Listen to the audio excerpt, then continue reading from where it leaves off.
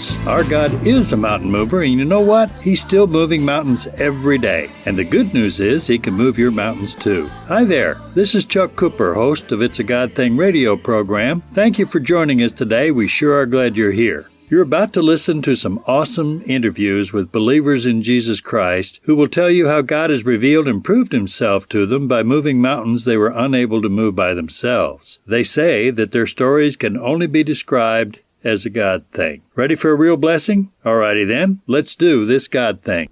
We are sitting here in Blairsville, Georgia with a 3-time winner. His name is Jerry Hall. And next Sunday, he and his friends and loved ones will celebrate a very important anniversary. You see, it was just 3 years ago that Jerry died 3 times. Yes, he died 3 times from a heart attack. Incredibly, his doctors were able to bring him back. God wasn't finished with you yet, Jerry. So it must be very meaningful when we say to you that we sure are glad you're here. Welcome, sir. Please share your amazing story with us. It was April 10th, 2013. I was outside in the yard working, putting in bulbs for my wife. Oh, yeah. And I started getting warm, and I said, well, I need to go in and get something to drink. Sure. So I went down to the basement, and I got a drink of water, and I sat down and said, well, I'll rest a little bit while I'm here. And I sat down, then I started getting dizzy and faint, and I figured I better go upstairs and tell my wife, I'm not really feeling good. Right. Well, then I got a phone call from a friend, and he called me and said, how are you feeling? And I said, well, I'm feeling okay. I'm just kind of dizzy on. And we just had a burn up there of smoke where they burned the side of the mountain. And he said, well, if you need to come over to our house, we don't have any smoke. I said, no, I'll be okay. We're okay. And so we hung up, and I went out to call my wife, and I hollered at her and said, Cindy, I think you may need to take me to the doctor. I'm not feeling real good. Now, were you in pain or just... No pain. I just didn't feel good, and I was getting dizzy, and it was hard to breathe. Oh, okay. So she came up, and as soon as she came up, she said, I laid my head back, and my eyes rolled back, and I passed out. So and I said, well, maybe... Before that happened, I told her, I think you need to take me to the emergency room. Yeah. And she said after that happened, she hollered. We had a neighbor, and she hollered at him, and he came over. And I remember waking up, and he had a towel in my face, giving me some to cool air. you off. Yeah, get some air. And then I passed out again, she said. And the next thing I remembered, they were picking me up in a gurney thing to put me in an ambulance. And so then I remembered them doing that and got me in the ambulance, and then I passed out again. And then the next thing was I remember waking up, and the guy was asking me some questions, and he asked me if I was saved, the man in the ambulance, the EMT. And I said, yes, I am. Did that frighten you when he asked you that? No, I never was afraid or anything from all this going on. For some reason, I had a peace about it. Yeah. So anyway, then the next thing I remembered after passing out then was waking up as they were loading me onto the helicopter. Oh, my. And then I passed out again. So then I remembered waking up, and we were passing over the mountains. Right. And I looked and just thought how pretty it was. And I passed out again. Then I woke up, we were on the ground, and they were loading me into getting ready to load me into the gurney to go into the hospital emergency room. And I told the EMT guy to tell the helicopter pilot how thank you for doing such a good landing. He really did good. Yeah. And he laughed. He said, and I heard the pilot say, Mr. Hall, I heard you. I appreciate that. Yeah, good. And then I passed out again. The next thing I knew is I was waking up on an operating table in the heart department in the Gainesville Hospital. And I was hurting really bad. And that's chest pain? It was pain. They were going up inside of me. Ooh, my. Through my groin. And they put a pacemaker in, and they were putting in a stent. They had rotor-rooted me, and I was really in pain from that. I could really feel it, and I didn't know it at the time. But they had a monitor right in front of me. I could have watched it, but I was in pain. I wasn't worried about it. And I was squirming around because it really hurt bad what they were doing. And the doctor said, "Mr. Hall, you've got to quit moving around." And I said, "I can't. It hurts." And he said, "Well, you've got to." So I started praying. I told the nurse, I said, "Nurse, either kill me or give me something." And then I started praying, and she said, "I can't do anything for you. I'm sorry." And then, so I started praying to God, "Lord, just, either let me die or stop the pain." And I passed out again. And come to find out, they can't give you anesthesia when they're doing that procedure. Oh, okay. So I passed out again. Then next time I woke up, I just remember seeing the ceiling in the hallway going by. They had gotten through, and I was looking up at the ceiling on that gurney thing they have. And then they got me to my room, and and that's when the doctor, he told me, he says, we can't give you anything, and you have to quit squirming because you died 3 times, and we don't want it to be a 4th. My gosh. And that's when I passed out again, and praying and everything. Sure. So then, when I got to my room, they was putting me into the bed, and I remember because I'd just been outside working, it was sweaty and everything, and I remember telling the nurse, I said, "I'm sorry I stink and everything," because I didn't get to take a bath before I came here. She said, "Don't worry about it." That would be the last thing I would worry about. Yeah. Right. And I just remember praying, and then next thing I knew, I went to sleep. I did go to sleep right after that because I'm sure they gave me some kind of something to help me go to sleep and rest. And then the next thing I knew was I woke up and I said, "Well, I got to go to the bathroom. How am I going to do that?" And they said, "Well, we got to put a catheter in you." So, and they had trouble with that, and I won't go into that part. Yeah. But they did get it, and then I was okay with that. And then they come in and started giving me a sponge bath, and people started coming in, and one of the things, excuse me, was 3 of the guys in my class came in and said, "Well, how did you do?" And I said, "Well, I did good, but I feel kind of bad because I didn't see any bright lights.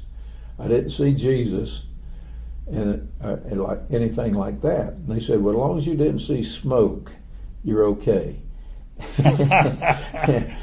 And I said, "And you didn't see smoke, right?" "No, Okay. or fire or That's a anything good like thing, that." yeah. But I had a real peace after that. But I'd been praying, and I prayed for God to get me through it, and I had a peace about it. Never since then, I've had a peace about dying. I have not had any worry. If God wants to take me, I'm fine with it. And then the pastor came in and said, that God has a purpose for you. He kept you alive for a reason. And you know what that reason is, Jerry? I still pray every day.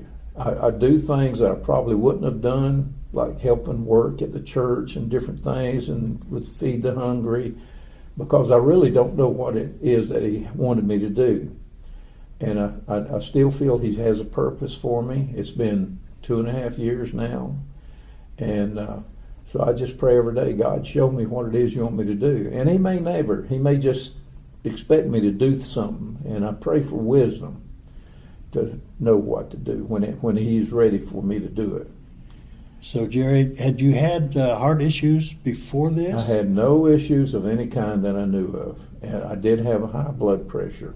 Right. And I've been taking medication since for about 20 years. Okay. And at that time, of course, I was, I'm 74 now, so that was 2.5 years ago. Yeah. And I still take the blood pressure, but I only take 3 medicines now. They put a stent in. I had 100% blockage, and that was the reason my heart stopped, and they said I died because I had 100% blockage, and the blood flow quit. Oh, yeah. And they did the paddles on me. But I never had any.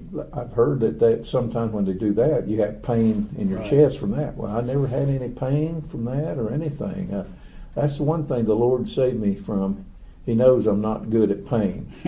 And the only time I had the pain that I had any kind of real pain was when they were doing the actual operation. Jerry, how has this affected your walk with the Lord? I'd like to think it's improved, but I had faith in the Lord before that, and I knew I was going to heaven. Right. And I still know it. And the only thing that's really changed is I try to look more for what God wants me to do. Sure. And so I may overdo it. I may try to overdo stuff that He didn't really want me, but I figure anything is good after that. Well, yeah, obviously. Well, just so that our listeners know, Jerry, you and I are friends and in the same Sunday school class, and you are one of the most dedicated workers we have in this church, this big church, because you're involved in everything. And not only that, but you're in charge of the prayer ministry for our Sunday school class, our prayer chain, and you and your wife are just busy with church activities and with the activities of trying to encourage people in our class through your prayer support. And so the Lord is using you in a mighty way as an example to the people in the class about how Christians are supposed to act and how we're supposed to live our lives. So it's been a blessing for Sue and me to get to know you and your wife Cindy, and to be associated with you, and to see how you have more energy than any 74-year-old that I've ever known. You're always involved in things, and so you honestly believe that your energy level is a result of wanting to serve the Lord however He wants you to do that. Would you say that? Yes. In fact, the doctor even said, for what you've been through, you are doing amazingly well. Any issues since then? No. As far as the heart goes, I exercise regularly. I do everything I can. I thought maybe I was doing too much, but then my one thing was when you asked me if I'd do an interview, and I said no. And then I got to thinking, because in that day in our class we had a bit about witnessing, and I said, well, I've never really tell people unless they ask me about what I went through. And I said, this would be a good chance to tell my story. Absolutely. And have it maybe, if it affects one person, to where they would think about God and being saved or something, that's worth it. Absolutely. And I know that's part of what God wants me to do. Well, you've got quite a story to tell, sir. And it's a great story. Jerry, I want to tell you how much I appreciate your willingness to share this. Your story is going to touch people that may have had similar incidents or may have had similar issues.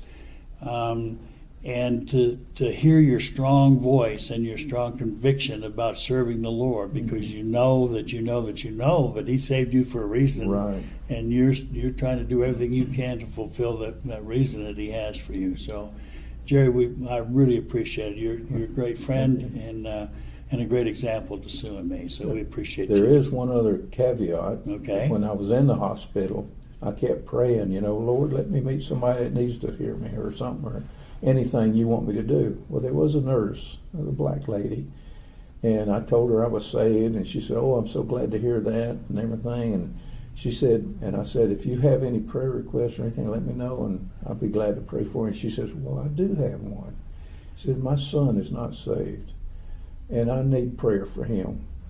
And so that's one thing, that was the start of one thing that I could do, and I prayed for her a long time. I haven't never seen her since then, but I felt in my heart that it did something happen that worked with her, that helped her.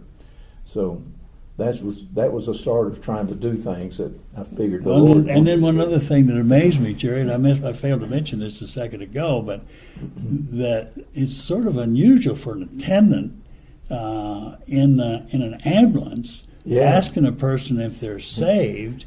And when you said that to me, that's the reason I asked you if you were frightened, because if somebody had said that to me, that would indicate that I may not be going to last much longer, and it may be time. Yeah, I did go by there and thanked all those EMT guys I for bet you did. taking good care of me and all. And I never did find out which one it was. Right. But I thought Doesn't the same matter. thing. I said, I can't believe that somebody actually worried about that. Sure. Because so often things happen and Right. they could care less. Exactly. Well, Jerry, again, thank you so much. Your story is going to touch folks you'll never know about. Thank you. I appreciate it. And let me ask you one final question I always ask. Jerry, do you believe that God saving you was a God thing? Oh, absolutely. There's no other way I could put it. I was dead. Yes. I look at that as Satan was trying to take me. I got it. And God saved me. Absolutely. And I've had a fairly normal life. I play, I do Pickleball. sports still, pickleball, and I work out in the yard, and it's like nothing ever happened, really. Except I that want to ask you one other exercise thing more. too. I didn't know you then, but I understand at one time you had a weight problem. Yes, I've lost 57 or 67 pounds. Is that since your incident? Or I lost before? about 20 just before that. I had started on a weight loss program for Okay. myself. All right. And then after that, I went ahead and lost another 47 pounds. Oh, I wow. went from 257 down to 180. My goodness. And it's still under control. Your weight is still under control. Pretty much. I did gain some this winter. Well, yeah, that happens in the wintertime. Well, again, Jerry, thank you so much for sharing with us today. You're welcome. Thank you. What an amazing story. Well, now here's another great God thing story. We're sitting here today with Bill Cairns from Wilmar, Minnesota. Bill owned his own business, and he had just about run the wheels off his pickup truck, and he needed to find a replacement. Bill, tell us how you found this replacement truck. Well, it all happened as a friend stopped and talked to me one day, and he said, "Bill, there's a red truck sitting along the highway and got a for sale sign on it." And he said, "I think maybe you might be interested in something like that." So my first question was, how new is it? Because I'm very conservative and I don't like to spend a lot of money. So my plan was to probably get something 2 or 3 years newer than what I was driving. So I said, "Well, how new is it?" And he said, "Well, I think it's probably about 4 years old." And I said, "Well, that'd probably fit in the category." So I thought, well, I'll go take a look at it. But before I did, I said, "God, if this is a truck that we should have, I do need some signs." And so I prayed, "God, if this is a truck, first of all, it's got to be a lady that needs to sell her truck." And I thought, well, that'd probably be a good value. And I said, well, secondly, it has to have very low miles on it. And then I said, amen. After I said amen, I said, "Lord, that's asking too much. Just forget about the mile part. One fleece is good enough." So Carol and I got together and we decided to go down the road and take a look at this truck. And we drove up to it and it was parked along the highway. And I said, wow, that looks like a whole lot newer than what I had expected and probably a whole lot more expensive. But we drove up and looked at the note in the window, and it said 9,500 miles. Wow, that's ridiculously low. Lord, I didn't plan on buying this new of a truck. We looked it over, couldn't get into it. The people that had it parked there didn't live there. Just a phone number. On our way back to our home, I said, "Carol, you really like that truck, don't you?" And she said, "Yes, that would be a good truck for you." Got home, called that phone number, and didn't get any response. So I left a message, left my phone number, and just went off to work and said, well, that's fine. I guess we'll kind of forget about that. 3 hours later, I got a phone call, and sure enough, it was a lady on the phone. And I thought, well, okay. And in about our third sentence, she said, "My husband and I are starting a business, and we purchased a new home, and I have to sell my truck." And I said, "Oh, Lord, both fleeces that I had laid out." And so I contemplated if this was just an excuse, but I realized that this is exactly the truck that God knew that I needed even before I needed it, because a couple of years later it came in exactly the truck that I needed to pull a new camper that we got. So it definitely was something that God led us to, something 2 years before we even expected what we really needed. When you pray about a decision, do you often lay a fleece, as you mentioned? Yes, because I have lots of doubts, even though I've been a Christian for many, many years. I'm still a very practical person, so I need clear direction. But I don't need writing in the sky, because then it wouldn't take any faith. That's exactly true. Well, Bill, thank you very much for sharing the somewhat humorous story, the way you put it, express it, because God sure did answer your prayer specifically in that case. Bill, would you say that getting this beautiful red truck was a God thing? Definitely a God thing. So Bill got his truck, just the one he had prayed for. Now that's a God thing in itself, but as it turns out, getting that particular truck wasn't the end of the story. After concluding the interview, Bill and I sat chatting when I remembered that Bill had told us that God had anticipated a need for that truck 2 years before Bill realized the need. So, here's the rest of Bill's amazing God thing story. How in the world did God anticipate this need? Tell us that story.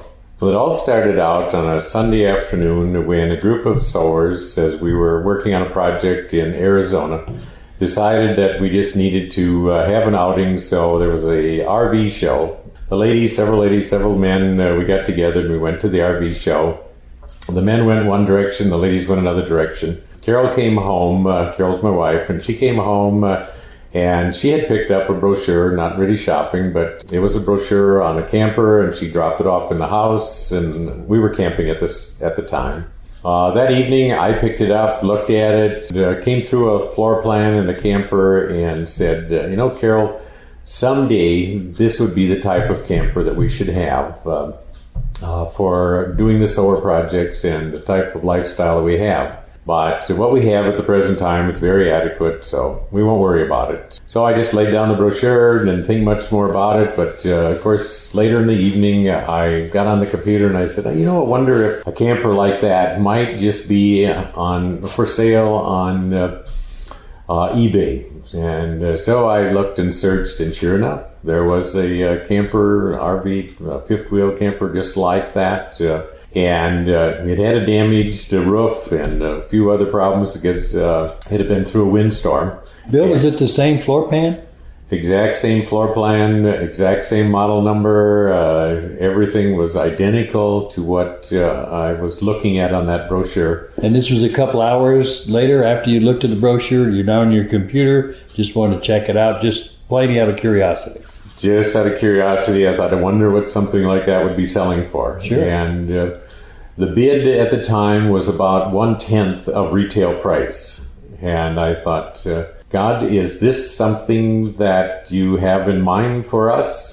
Because I'm a handyman, I fix things, so a little damage on it really didn't make that much difference. So called up my son and said, how do I go bidding on eBay? And the kids know, don't they? Yes. So that is something that I started, and I thought, well, I got to contact the person, get some more information. I contacted the seller, and he said, you've got to pay for it right away at the end of the auction. And I said, well, okay, sorry, I was thinking about it, but I can't do that because I'm in Arizona.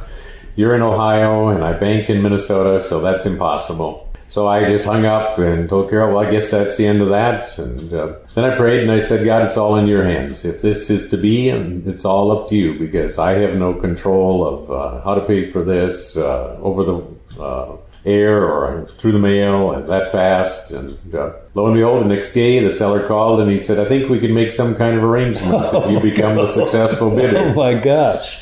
And I said, well, I'm not sure that this is possible. But I said, well, we'll check it out a little bit more, and talked to my son some more and did some bidding. And after the end of the auction, lo and behold, I was the highest bidder. I needed to make some arrangements to how to get it from Ohio to Minnesota and for me to get from Arizona to Minnesota. But it was going to arrive in Minnesota before I was. So I had to arrange with a friend to see if he could get some money in order to be able to pay for it when it got delivered. But somehow God provided for that because he delayed the shipment and the delivery truck couldn't make connections. And so by the time he got delivered, the seller got it delivered to Minnesota, I was already home. Oh, boy. And so all of the details worked out. Now, the interesting thing about this is I didn't even know I needed a camper like that.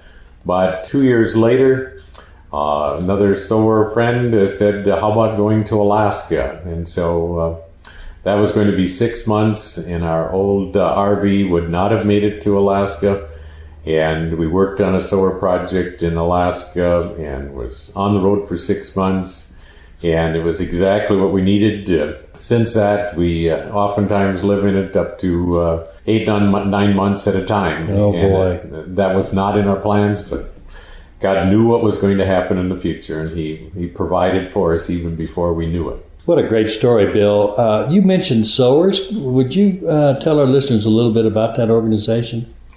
SOWERS stands for Servants on Wheels Ever Ready. So the acronym SOWER. Group of RVers work ministry projects throughout the United States, Canada. We work for 3 weeks out of a month for each project. The majority of the people are retired, but these are couples where we are able to volunteer our labor to many ministry areas, ministry groups, and have an excellent time of fellowship. So you are assigned a project, or you can choose a project you are interested in working at and sign up for that. Is that the idea? Yes, we are able to go through the book that lists all the different projects, pick the areas that we would be able to best fit the needs that they have, pray about where God would want us, and through the 8 years that we have worked on the solar projects, each project we are just amazed that whatever the project needs are, there is always somebody there that has expertise in that area that knows exactly how to do that project. You say you've been doing this for 8 years, Bill. How many of these month-long projects have you and Carol worked? We have worked, I think, 27 projects now. 27 projects. Yes. That's amazing. Well, thank you, Bill, so much for sharing your story about your RV today and your camper. What a great story that is. Bill, would you say that getting this new camper 2 years before you knew you needed it was a God thing? Definitely a God thing. Oh, Bill, thank you so much. We appreciate it. God bless you. Wow, what a great half hour this has been. Tune in next time for more great God Thing stories, and tell all your friends to tune in too. Oh yeah, one more thing. If you or someone you know has a verifiable story which needs to be told, please email a brief summary to us at mystory@itsagodthingradio.com. That's my story, all one word, at itsagodthingradio.com. See you next time.